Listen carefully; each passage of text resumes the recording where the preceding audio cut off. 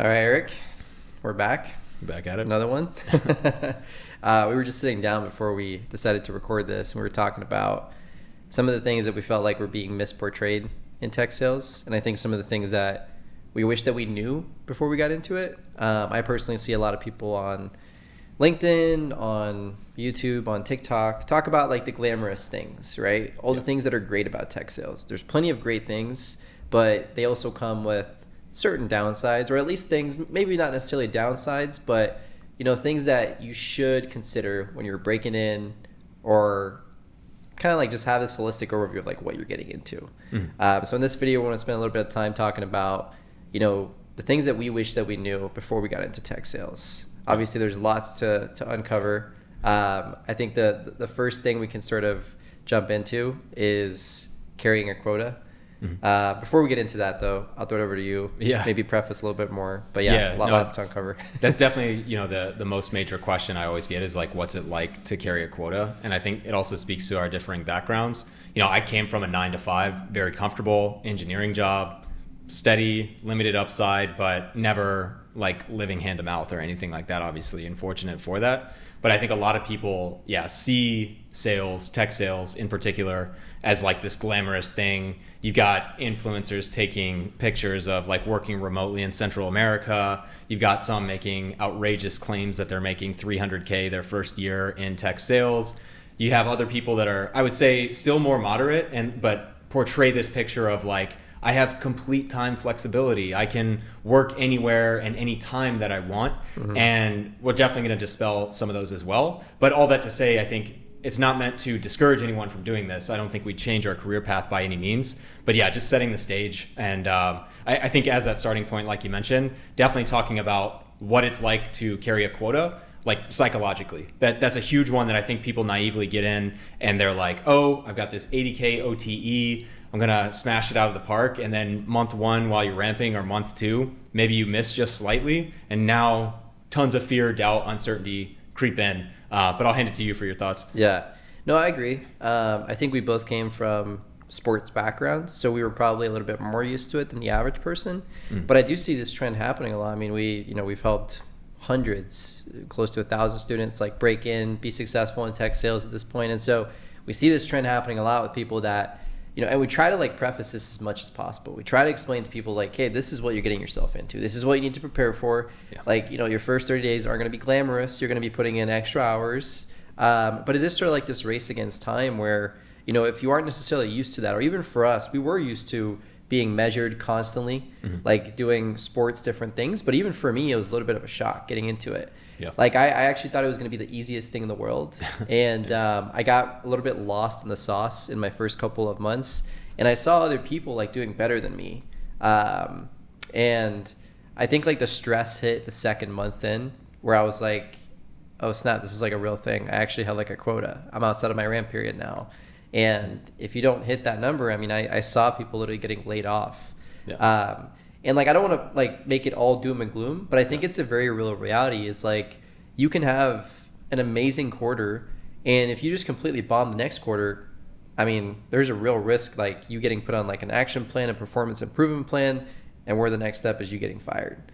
So I think that's obviously like, as you get into the career, as you get used to like what it actually takes, you're going to be able to maintain a baseline, but it's work. It's not the average cushy tech job where you're like coasting and putting your feet up on the table watching Netflix for like 5.5 hours of the day. It is real work. So like, obviously, like there's lots of upside, there's lots of upward mobility, but it comes at the expense that people are getting weeded out a lot. So like that is a very real stress. What I think I would add to at the entry level, it's definitely much more of a pressure cooker. And it's not even, I wouldn't even say it from the company perspective of like the company is trying to like really force you out. But I think especially at the SDR position or the entry level positions, it tends to be people that are younger, maybe right out of school or pretty close to it in their 20s. And a lot of them are trying to make a name for themselves.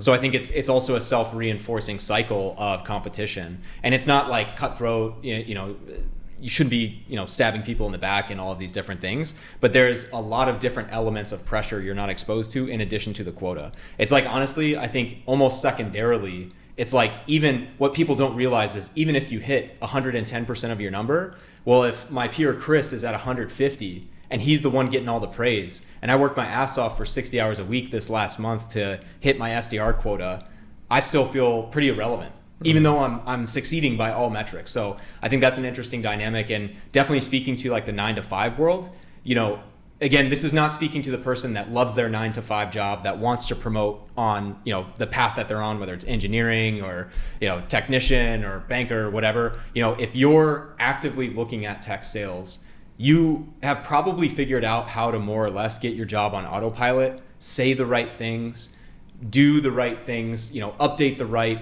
you know, documents, whatever it might be, to not attract attention to yourself and just kind of hang on while you figure out this next step of breaking into tech sales. And it's definitely not a doom and gloom situation. And a lot of organizations are not going to fire an SDR on like month 3 unless they're literally like a bottom 1% kind of person they've ever hired who's like not even showing up. Right. But I will say, like, you know, it's very different. Like, you can't have, if you're at 30% of your number as an SDR and you have been for 6 months in a row, you can't say the right thing to your manager. You can't update a document and be like, oh, okay, I see the improved effort. You know, it's like, I would say out of any W-2 job, it's literally the most, and again, I think it's healthy, this is an extreme analogy, but like gun to your head. Like, there are no excuses. You can't talk your way out of it if you're not performing.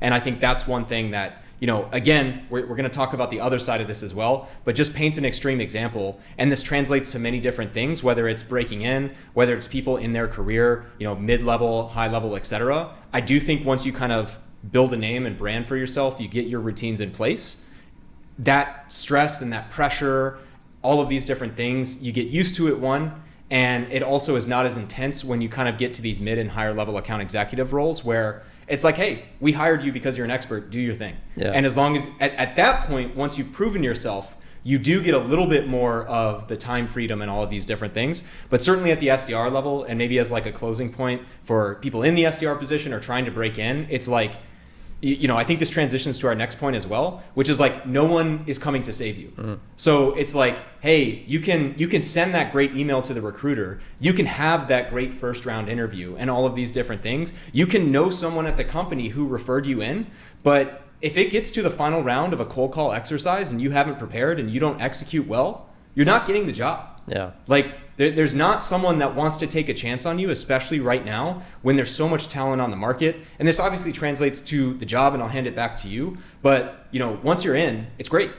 But also on top of that, like, no one outside of the basic required training is coming to help you become the number one rep. So I'd hand it over to you on your thoughts on that. Yeah. No, that's a very real thing. I mean, you're on your own, right? Like, you can't just, and I think like there is this naiveness where in other jobs, like being a software developer, you can just ask your peers, your coworkers, like, hey, like, how do I set up this, like, you know, code directory or this code repository or whatever? It's binary, right?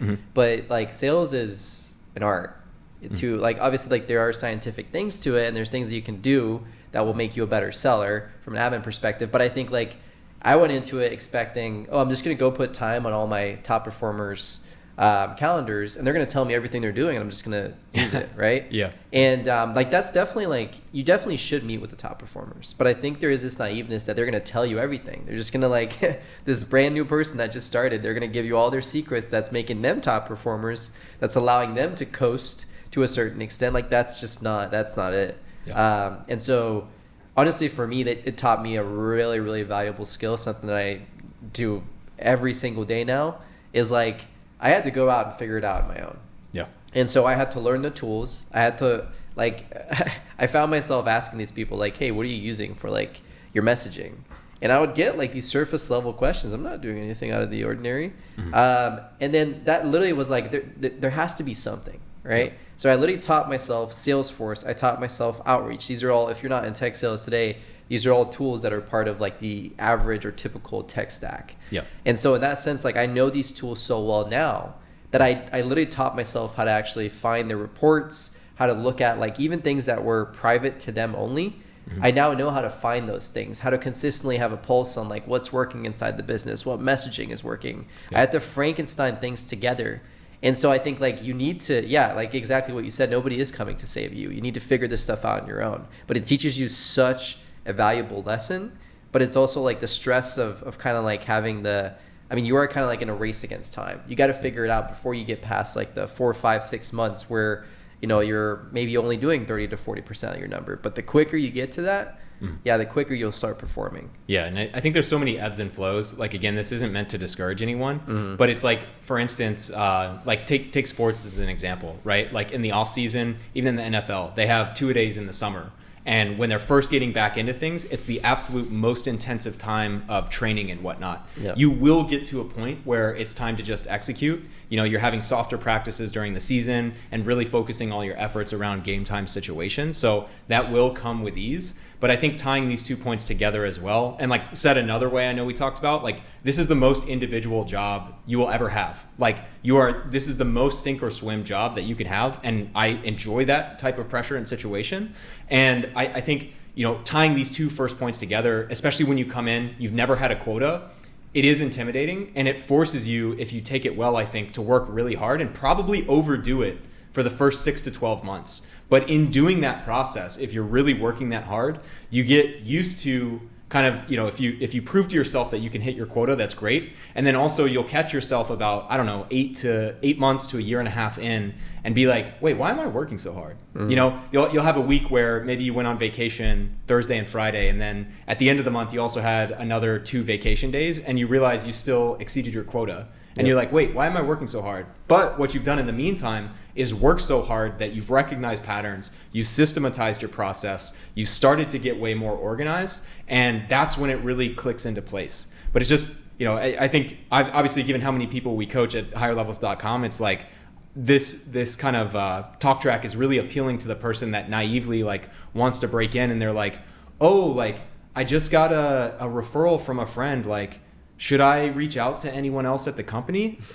And it's like, the fact that you're asking that, like, how are you going to come in and take no prisoners when you come into a tech sales role? So ebbs and flows for sure. And I think it really speaks to our third point as well. I'd love to get your take on how there's no silver bullets, because that's a big thing. There's so much advice. I think, again, these are phases you go through, and we're not saying don't do this. But I think one of the biggest things I struggled with was taking in, I was like, I need to learn everything. And I took every book, every influencer, every YouTube, online courses, all of these different things. And there was some value there. But you do get to a point where it's like, you're like, oh, this person said this, so let me try this. And then you may or may not get a result. So anyway, you get what I'm saying. Yeah. But like talking about no silver bullet and how that can be frustrating. Yeah, I mean, I think that's where most people go, right? It's like we're kind of like going through the different stages when you break into tech sales. It's actually a very interesting conversation, because you get started. You know, you start asking everybody like, what can I do? They're not going to tell you. You try figuring things out on your own. You usually don't know enough about the tooling to actually figure stuff out on your own. So what do? You go online. You go look at your neighborhood influencer, and maybe you buy their courses, maybe you buy their content or whatever else. And sure, like, some things are good. Some things I would say aren't as good. But I think the biggest thing is like there's also an element of luck. Like, you don't know necessarily like, you know, what's their situation like? What's their product like? You can be selling at like a less than a market leader, and you can try to take these things that are working at like a huge market leader. Like a lot of the times I think people confuse somebody being really successful at like a really hot company, and you think that they're successful because of this little thing that they're saying in their emails or whatever else. And you'll try to take that and you'll emulate it, and you'll just fail even more. And so I definitely think that there is this misconception that you can just go to LinkedIn, find some golden copy paste template that'll change everything for you. Like, surely there's messaging frameworks, there's things that you can do that will make you a better seller, that will make you a better prospector and different things. But I don't believe that there is like, you know, this one golden overarching thing that's going to change everything for you. It's all situational, right? And so like that is a very loaded question, because I think that there's people that get very, very lucky. They end up at a good startup. There's people that, you know, are really good but how do you differentiate? And also if they're selling to a completely different persona, right? It's not that easy. And so I think the best thing that you can do as an individual, and you don't know this when you're first breaking in. So it's this constant challenge of like, is this guy credible? Can I trust what he's saying? Okay, I tried this out. It doesn't work. Oh my God, maybe I need to go buy some other person's course, right? Yeah. And you get into this vicious cycle of, thinking that this or that is going to make you a golden seal. I always like to tell people, I like to tell our students this too, like always look internally. Yeah. Like figure out what the top performers are doing. Yeah. And it goes back into the previous point of like, before you start going outside and looking for silver bullets, just spend some time, learn the tooling that you have internally, and look to see like what the top performers are doing. Yeah. Like spend some time inside the reports, look and see like what opportunities are being created, how are those opportunities being created, what is the messaging that's being used to create them. Again, we're getting kind of like into the weeds at this point. Yeah. But I think yeah, don't go outside before you've exhausted all the internal resources, because if somebody is crushing it internally, there is a reason for it. There's something that they're doing that you're not. Yeah. So anyway. Well, no, I mean, a really great point. And there's no shame early on in trying to copy and mimic what works. It's like, because I think like naively, a lot of people think like, oh, I'm going to come in and I'm going to do it different. It's like, you don't even know what normal is. Like you fundamentally don't even understand what normal is. So how can you be different? Yeah. I digress on that point, but I think zooming back out to like another analogy, and I never like to get into like sales as like dating, but honestly, this is just the most mass appeal. And I think this applies to like anyone. Let's say when it comes to like talking to women or someone you're interested in, right? Like everyone thinks like there's like a funny pickup line you can say, right? And that may even work. You may even open a conversation, but that didn't change the fact that you're like kind of nervous and like giving off a weird energy. And I don't want to get into the whole concept of frame and confidence and all of these different things. But my whole point being is like, you've got to try these things early on, right? Because I'm not knocking the person that's trying a new tip or trick, but thinking that saves that is the broader problem. You're getting away from having a genuine conversation with a prospect. Yeah. But also I can't teach you as a salesperson, hey, have a genuine conversation with the prospect, right? So these tips and tricks can be good in moderation, and they can definitely shake it up, give you a new perspective, have you try something when you're otherwise maybe getting too confident in what you're doing. But again, the underlying problem is that you just need to have a better conversation with the prospect. And there's an unlimited amount of ways you could do that in theory. And again, I'm not going to get into too much of the psychology and confidence and all of these different things, but I think early on, you're going to feel very, very inadequate, even when you're hitting your number. Yeah. And honestly, the worst thing, and maybe tying this a knot on this, is like people have this idea that the person who's crushing their quota is like this super confident person and all of these different things. And I've definitely settled in the longer I've been in this career path. But the second you think you're the best salesperson in the world is the second you start to fail. Yep. Because you stop looking at what other people are doing. You stop questioning if what you're doing is the best. And 3 years from now, the same exact talk tracks that you had have evolved. Yep. There's a new tool in the market, or your number one competitor has added a bunch of capabilities. So that talk track you had around automation, or that talk track you had around, enterprise support, it's not as strong as it used to be. So, I also think there's a layer of like internal politics to it. I think a lot of people, they go into it,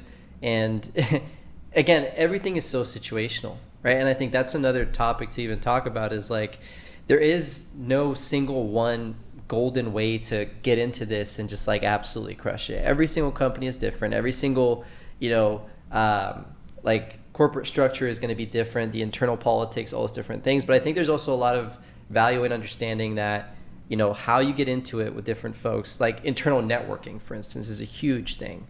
Like, because you got to get these people to actually befriend you to figure out what they're doing. Either you have to get really strong with the tooling, right, to actually understand and be able to desegmentize like what type of messaging are they using, what sequences are they using. That's the first option. But the second option is like all the internal networking that's actually happening. And as an SDR, when you're first breaking in, what most people don't realize is you're going to be aligned with an AE. That AE is essentially in control of your compensation. Yeah. Because if they don't want to flip over an opportunity, and this is getting into the weeds again, you're screwed. Yeah. So you'll see a lot of the times the top performing SDRs aren't necessarily the ones with the best messaging, with the best sequences. It's actually the people with the best relationships with their account executives. Yeah. And that's an intangible thing again, right? Is you can't learn how to be a good networker in like just a few weeks. Yeah. Right? So these are some of the things that you kind of like, you want to know these things before you get into it, Yeah. because you can't just be heads down, ignore every single other thing inside the company. You have to start networking with people. You have to create some strong relationships with the people that you're going to be supporting, because they are in control of your compensation, your quota attainment, all these different things. I think that speaks to, I know we kind of put some high level bullets for this conversation. One of our major points too was that this is the most unpredictable job that you can have compared to others. And I think in that sense, kind of elaborating on your exact point, I think an immediate analogy that comes to mind is so many SDRs or salespeople in general are like, hey, I hit 150% of my number. Of course they're going to promote me, right? And this is one example of so many that's not even talking about the customer and all the things that can go wrong or unexpected there. But I think, again, going back to my experience in the 9-to-5 world, it's like you're generally working on a team. That team has a director, and you know more or less all the people in that little umbrella who you should be trying to impress, right? And then when you're getting into a customer-facing sales job, it's like multiply that times 100, because every single company has that exact bubble, and you're trying to penetrate into that as well. Episode in of itself, we'll save that conversation. But whether it's as an SDR or an account executive, there's been countless examples I could give where you do everything right, everything, and then the customer, or for instance, your solution is just an absolute no-brainer, and the customer may or may not see it. There's a lot of times they do and they try and cheap out, or there's a lot of times that they don't because they've already made it up in their mind and they're trying to use you as a bargaining chip. There's just so many things that you can't like just polish off or like make in a textbook kind of way. And I think that's one thing, again, you get better at it over time, you recognize patterns and you can better handle that. But I think if there's any takeaway before I hand it over to you too, it's like the person that's on the outside looking into tech sales has that shiny object syndrome of, once, just give me a chance. Once I get in there, I'll prove myself and all of these different things. And they think it's like something you can just brute force your way in. And at the end of the day, it's like your success is completely determined by prospects, by people who have no affiliation to you whatsoever. And so I think it's just a different dynamic. I don't know how deep we want to go into that one, but it's like, again, if you're on autopilot in your 9-to-5, you can appease the right people. You can do the right things. And when you're in sales, obviously hitting your number is there, but like you can do everything right and still fail. Yeah. And still ultimately get put on an action plan, laid off if you don't hit your number. And that is something that's hard to come to grips with. But I'm curious your thoughts as well. Yeah. No, I think a lot of people, they go into tech sales also because it's dynamic. They want something that is more dynamic. They want something that isn't as static. But I think there's a lot of value in having a job that also is static. Again, it depends on what you're looking for. Again, I would never pick a job that is just completely static, because to me, that's just, I would go brain dead doing that. I can't do that. Yeah. But I think people are different. They think they want something that's very dynamic, that changes all the time. Yeah. But it's like, for instance, like if you land up at a startup that is still like building out their product, you have to get used to like demo environments changing all the time, the product changing all the time. Like exactly what you were saying just a second ago is like, you can have a marketing message that resonates like crazy, that crushes, and then 2 weeks from now, that's completely different. Yeah. And so I think, getting used to everything changing, whether that's prospects, whether that's the ICP, whether that's breaking into a new market, whether that's going further up market. I mean, there's so many factors that play into this. Even at a large company, things can change like that. Yeah. Right? Like you can literally, like there can be an organizational wide change. This happened at my first company when I was an SDR. There can be one change that just changes your entire motion. Yeah. You can go from doing very strategic, high level work to all of a sudden doing just inbound stuff. That was actually something that happened to me when I was an SDR.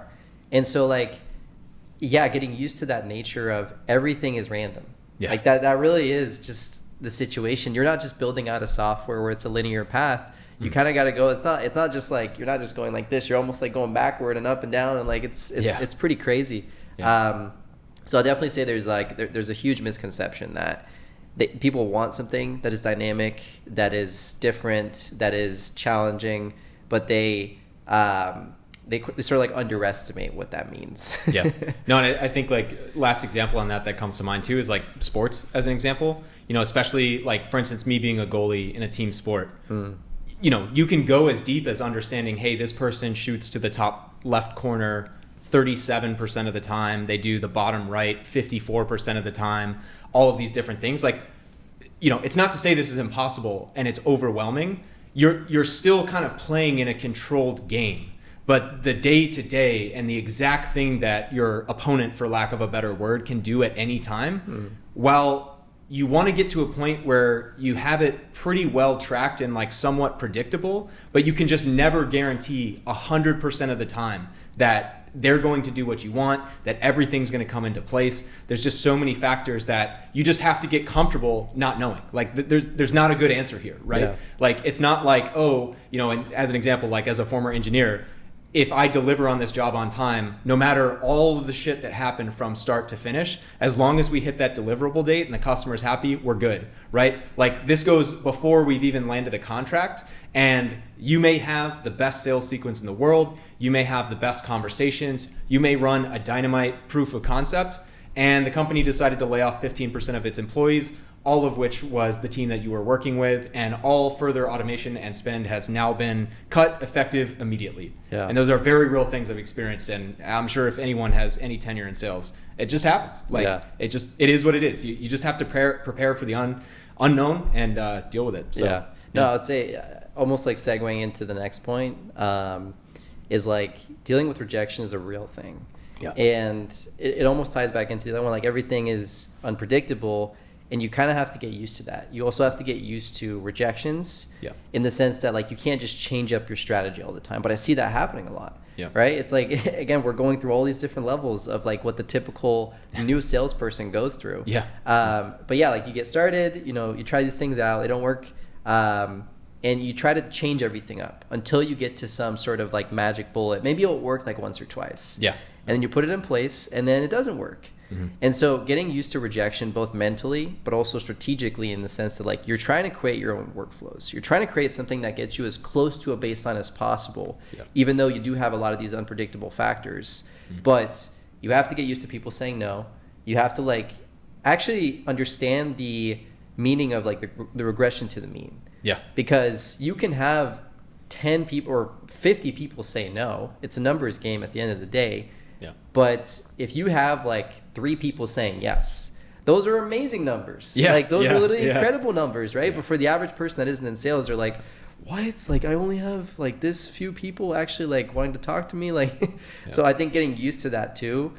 Dealing with rejection is a very real thing. I didn't think it was going to be as hard as it actually was. Yeah. It's very easy to look at it from the outside and say, I can do that. I think that's really exciting, to all of a sudden having somebody tell you to go fuck yourself on a cold call or to never call you again, or like it can get pretty aggressive, right? And I'm just saying that because those are the realities. Like we're not sugarcoating things here. Yeah. So yeah, like lots of things. But I'm curious, like from your perspective, like in terms of dealing with rejection, you've been in the game for a long time. Yeah. But how is that? Like how was the contrast from before you broke in to now? Yeah. It's funny, I think I snapped in pretty quick into place because I think the sports analogy is a great one. It's like for me, in team handball as a goalie, if you save 30% of shots, that's like a great game. Yeah. Like if you're winning 3 out of 10 out of 10 times, you're only successful 3 times, that's incredible. And so for me, it's like I kind of got that right away. I think where I see a lot of people struggle is if they've never been in that situation, certainly, but kind of talking to the engineering or the highly analytical type, like that doesn't compute. They're always trying to make things make sense. Yeah. And like you can't make sense of the fact that 7 out of 10 people are going to hate what you do, or at least in the moment, just not be interested and not want to engage with you. But you can still be the number 1 rep in your entire company. Yeah. And so there's no magical answer there, but it's just a reframing and just getting used to.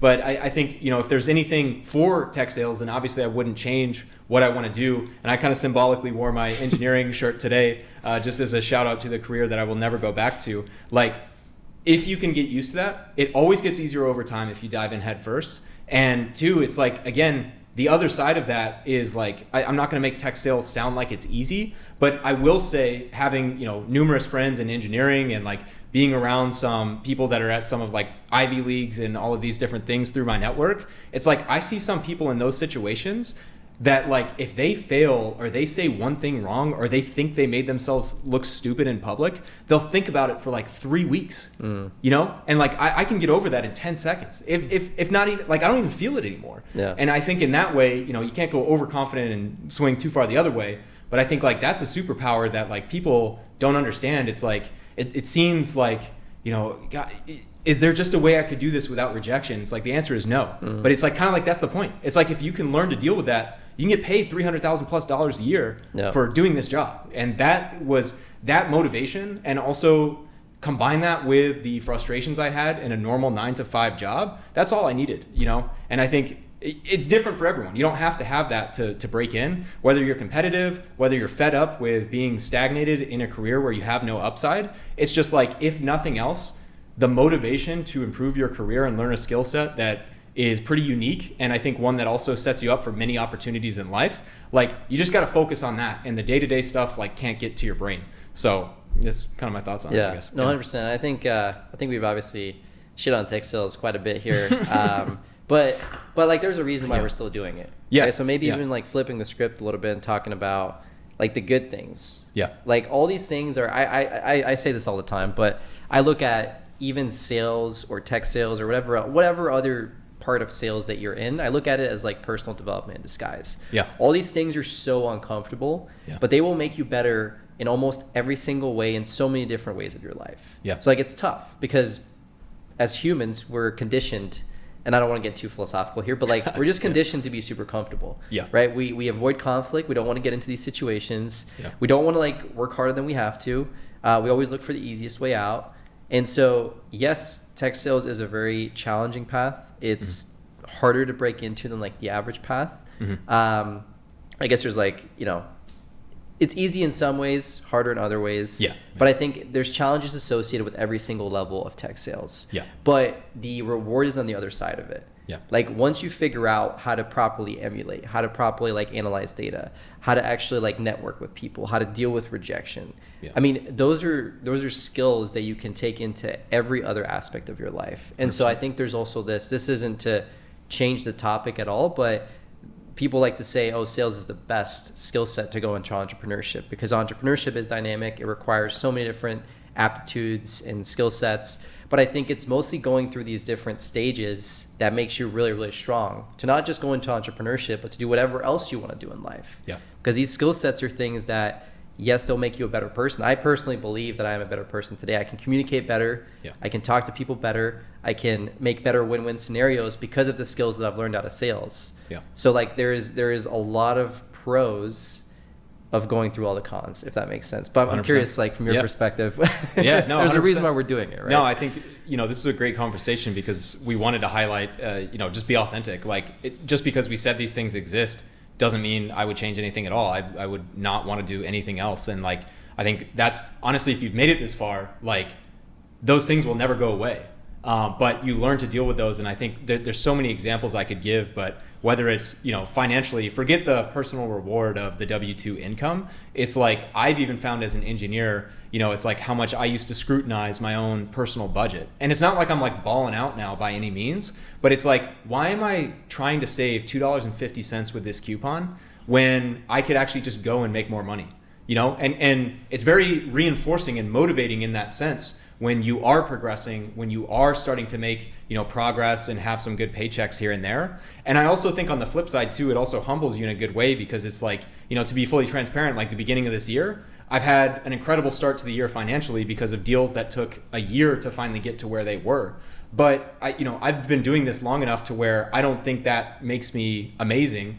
And like, honestly, it's like it can be feast or famine sometimes. And you just learn to live with that, right? Mm-hmm. And there's many other secondary and tertiary benefits of just, people see these like flashy salespeople that are making more money on affiliate marketing than actually being in the role.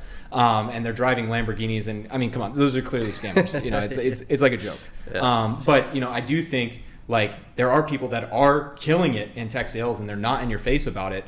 And, for me, it's like, I'm not going to get into specific numbers, but I've had the fastest start financially ever to any year I've ever had this year. And I haven't changed anything about my lifestyle because I know, a lot of those deals that came in, I was fortunate for them, but I, pretty much exhausted some of the most major leads. So the next few months are going to be a little bit lower than those checks. And that's fine. That's part of it. I can get to the end of the year and still hit 100+% of my number and have a great year financially. So I think there's so many things that, it's like, The last thing I'd say too is to the skeptic that's in this 9 to 5 job, especially if you're early on in your career. It's not like you're 50 and a software engineer that has 20 years of coding experience that wants to be an SDR. Like that's a little different. But like if you're 5 to 10 years in your career and you want to try sales, and even if it doesn't work out, this is the thing that I think I overthought the most, is like you will have such a unique perspective having tried that. You'll have absolute clarity going back to the career that you were in, that you were not lukewarm about. Now you'll know. Like even if you fail, you'll have a year or two of experience. Hey, that was good, but it wasn't for me. Let me go back to being an engineer in my example, and I think there's so much value in that. Like you've actually been on the front lines of selling things. You understand from a different dynamic of what's important to a business, and where, I can even think of many examples as an engineer where I was so focused on a line of code or just one little item. And it's like, you're not even backing up to say like, does this even matter? Like, is this actually going to mean anything to the business? Does this actually make something useful that people truly want? So there's so many things I could get into there, but yeah, I think it's, I would definitely encourage people to do it, even if it's just a 1 to 5 year stint and you want to try it, like commit to it, give it your all to try it. But if it doesn't work out, there's no way that it's going to like take you back in your career if it ultimately isn't the thing you want to do for 20 years. So no, it's funny too. We even had students who like they'll make the transition successfully and then they'll realize like this isn't for me. But I think like in the event that you do realize it's for you, I mean there is no other career where you're going to get as much upward mobility, as much upside. So like if you do and I am a very introverted person. It takes me a lot of energy to get on calls with people and just like be this. I mean, I'm not necessarily the most outgoing person, but to switch on, it takes me a lot of energy. But I think like it's 100% worth it. I realized that along the way. But I think even for people that realize that this isn't the path for them, exactly what you said is like they're taking a skill set with them, not just like from a mental well-being, like super zen. They're actually learning like a real skill set, like even breaking in, the process of breaking in. You reaching out, like figuring out who the hiring managers are, getting in touch with them. I mean, people aren't doing that outside of sales. And so if you do that outside of sales, I mean, it's crazy. Like we've had students who like will do that, go back into like their old career, apply the same strategies and the things that we teach, and they'll land even higher paying jobs. Right. So like these are things that are universal. You can apply these across any vertical. So like sales is just like, relationship building, like actually figuring out ways to connect with people, to put yourself on their radar. And so no matter what you choose to do in the future, regardless of that's going back to your old career or even going into something entirely different, you will have something that you can take with you into any aspect of your life, whether that's entrepreneurship, whether that's a different, corporate path or whatever else. Like it is very, very flexible. It is, like I say, it's self-development in disguise. So anyway, I think this was an amazing pod. I don't know if you have anything else here at the end, but I think it's solid. I think it was important just to break down like the things that people don't talk about. It's so easy to glamorize tech sales. It's so easy to see somebody on LinkedIn talk about like his W-2 or whatever else. You don't know how lucky that person was. You don't know the positioning of their company. And there's a lot of things that we didn't get into, like for instance, like luck in tech sales. That's a very real thing as well. Like timing, making sure you're at the right company. And so I would say to anybody else out there, like, stop comparing yourself to all these people on LinkedIn. I will tell you this right now. Most of it is bullshit. And we try to bring a different perspective in the sense that like, hey, we are very high earners. We're very fortunate to be where we're at, but it isn't as glamorous as everybody makes it out to be. There are immense pros to being in tech sales, but there's also immense cons that you have to weigh. And that's complete. Like we're not to say whether that's the right decision for you out there, considering tech sales. Maybe you're already in tech sales and you just want to like get deeper into this, like before you get down deeper down like the rabbit hole of tech sales, getting into like the AE levels and those different things. But yeah, anything else you want to leave folks with? Just say, hey, appreciate everyone's time. Obviously, this is Saturday, so we're doing this on top of our day jobs. If you've made it this far, you can really help us by subscribing to the channel. That's our only ask, and appreciate everyone's time. So we'll see you on the next one.